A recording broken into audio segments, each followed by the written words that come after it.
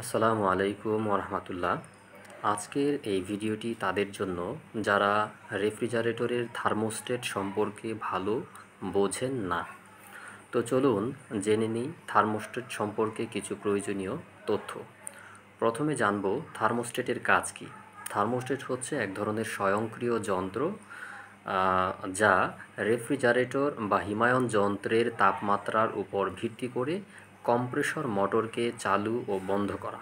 অর্থাৎ আপনি যে পরিমাণ টেম্পারেচার বা তাপমাত্রায় থার্মোস্টেটকে সেটিং করবেন সে অনুসারে থার্মোস্টেট সুইচ কম্প্রেসর মোটরকে বন্ধ করবে এবং পুনরায় চালু করবে। আর ডিফ্রস্ট টাইপ রেফ্রিজারেটরের ক্ষেত্রে হবে যে তাপমাত্রার উপর ভিত্তি করে কম্প্রেসর মোটর ও হিটারকে পৃথকভাবে চালু ও বন্ধ করা। থার্মোস্টেট সুইচ সাধারণত তিন ধরনের হয়ে থাকে। এক, ফ্রস্ট টাইপ থার্মোস্টেট যার দুইটি টার্মিনাল থাকে। ডিফ্রস্ট টাইপ থার্মোস্টেট যার তিনটি টার্মিনাল থাকে। নন ফ্রস্ট টাইপ থার্মোস্টেট যার দুইটি টার্মিনাল থাকে।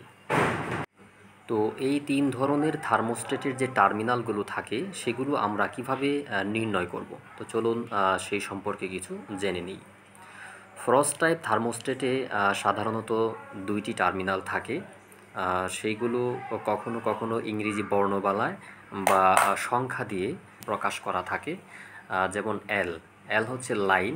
এলের জায়গায় যদি নাম্বার 3 থাকে তবে বুঝতে হবে যে এটি লাইন টার্মিনাল, অর্থাৎ সরাসরি এই এল টার্মিনালে এসে বৈদ্যুতিক সংযোগ স্থাপন হবে। আর দ্বিতীয় যে টার্মিনালটি থাকে সেটি হচ্ছে সি টার্মিনাল, যা কমন অর্থাৎ কম্প্রেসরের ওভারলোডকে বোঝানো হয়। সির জায়গায় যদি 4 থাকে সেই ক্ষেত্রেও বুঝতে হবে যে এটি কমন টার্মিনাল। এরপর হচ্ছে defrost type thermostat. Defrost type থার্মোস্টেটের মধ্যে সাধারণত তিনটি টার্মিনাল থাকে: এল টার্মিনাল, সি টার্মিনাল এবং এইচ টার্মিনাল। এলের জায়গায় 3 থাকলে বুঝতে হবে যে লাইন বা এল সমানো লাইন। আবার 4-এর জায়গায় 4 বা সি যদি থাকে তাহলে বুঝতে হবে যে কমন। সির জায়গায় মানে এইচের জায়গায় যদি নাম্বার 2 থাকে বা 6 থাকে অথবা অন্য যে কোনো নাম্বার যদি দেওয়া থাকে বুঝতে হবে যেটি হিটারের জন্য।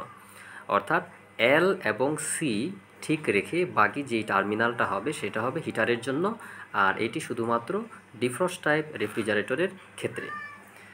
এরপর হচ্ছে নন ফ্রস্ট টাইপ রেফ্রিজারেটর। এরও একই অবস্থা, দুইটি টার্মিনাল থাকে, একটি হচ্ছে এল এবং সি অথবা 3 এবং 4। এবং নন ফ্রস্টের যে থার্মোস্টেট এর যে পাইপ, ক্যাপিলারি পাইপের মতো দেখা যায়, এটি থাকে অনেক ছোট, সব থেকে ছোট, আনুমানিক 6 থেকে 8 ইঞ্চি পরিমাণ। এবং ডিফ্রস্টের যে থার্মোস্টেটের যে ক্যাপিলারি সেটি থাকে হচ্ছে প্রায় 2 ফিটের মতো, 1.5 থেকে 2 ফিট। আর ফ্রস্ট টাইপ রেফ্রিজারেটরের যে থার্মোস্টেটের যে ক্যাপিলারি থাকে সেটি থাকে হচ্ছে প্রায় 2 থেকে 2.5 ফিট বা 3 ফিট পরিমাণ পর্যন্ত থাকে। এইভাবে আমরা বুঝতে পারি যে ফ্রস্ট, ডিফ্রস্ট এবং নন ফ্রস্ট। আর টার্মিনালগুলো তো বলেই দিলাম যে কীভাবে কোনটা শনাক্ত করতে হবে। এরপর রেফ্রিজারেটরের এই যে থার্মোস্টেট সুইচটা থাকে অনেকেই ভুলবশত 0 পজিশনে দিয়ে রাখেন। এই যে সিলেক্টর সুইচটা 0 পজিশনে যদি চলে আসে, রেফ্রিজারেটরের সমস্ত লাইন ভালো থাকলেও এই রেফ্রিজারেটরের ঠান্ডা হবে না বা কাজ করবে না, শুধুমাত্র এর ভালভটা জ্বলবে। ইউনিট আলোকিত থাকবে। অনেকেই তাতে মনে করেন যে রেফ্রিজারেটর ভালো আছে। তো এই বিষয়ে আমরা একটু সচেতন থাকব যেন আমাদের রেফ্রিজারেটরে যে থার্মোস্টেট সুইচ আছে সেটি যেন সঠিক জায়গায় স্থাপন থাকে।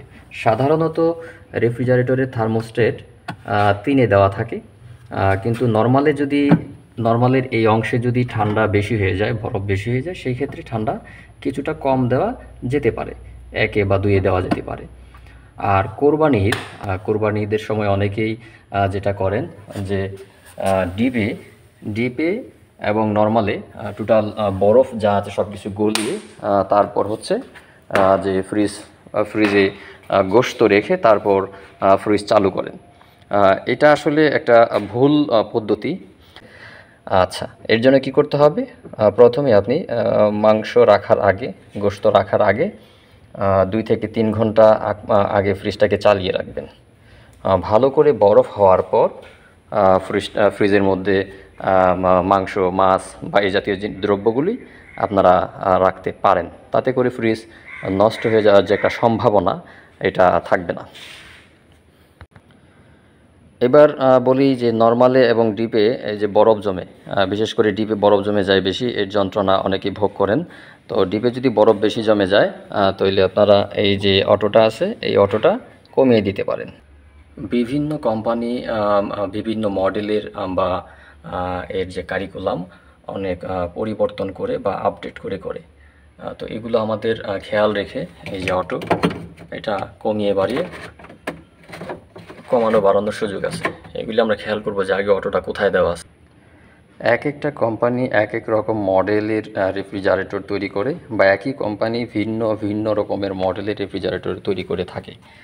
তো রেফ্রিজারেটরের গঠন বা মডেল অথবা কোম্পানি ভেদে এর যে অটো বা এর যে নিয়ন্ত্রণ ব্যবস্থা বিভিন্ন রকমের হয়ে থাকে। এই যে কথাটা বলেছিলাম পূর্বেও, যে 0 পজিশনে যদি থাকে রেফ্রিজারেটর শুধুমাত্র লাইটটা জ্বলবে, আলোকিত হবে, কিন্তু রেফ্রিজারেটর ঠান্ডা হবে না। আর রেফ্রিজারেটর যদি আপনি এরকম 5-এ 6-এ অথবা 7-এ দিয়ে রাখেন, অনবরত ফ্রিজ চলবে এবং এই জায়গাটার মধ্যে বরফ জমে যাবে, নর্মালি বরফ জমে যাবে। এই জন্য নর্মালি যদি বরফ জমে যায়, সেই ক্ষেত্রে অটোটা কমিয়ে দিয়ে রাখতে। আবার নন ফ্রস্টের ক্ষেত্রে দেখা যায় যে ডিপে একটি অটো থাকে এবং নর্মালে আরেকটা অটো থাকে।